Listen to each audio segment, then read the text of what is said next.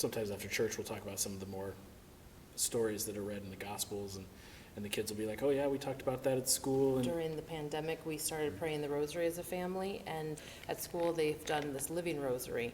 So that was something that they actually brought kind of more to us at home.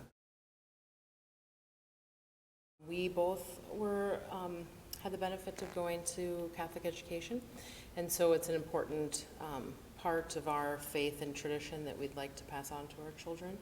And we just know that they are continuing the Catholic values that we have, and the things that the morals and ethics and things we're trying to instill in our children at home. We know that's being passed on in the school.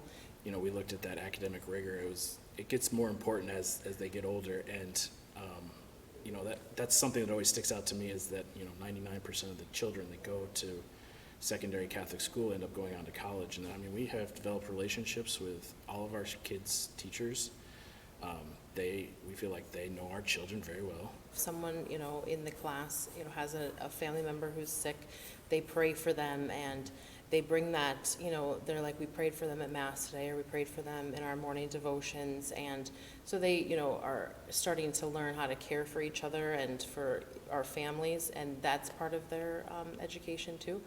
And I just think that they have formed great friendships, and with lots of families that we get to continue to see throughout kind of the whole process, from grade school now to high school. Our oldest daughter, who's a freshman, we kind of are starting to see that investment come more independently, where she has picked up learned faith through school, and now she's actually wanting to get more involved in the community as more independent activities happen through the parishes. The church has such a great history of providing educational opportunities and all kinds of things in the community. The church has provided these things throughout the centuries, and I think it's wonderful to continue to provide that, especially in communities of all sizes. It can become kind of a stretch sometimes to make that work financially, and so we're very grateful for all the help that we receive to make that possible, because it is important to us, but we can't do it alone.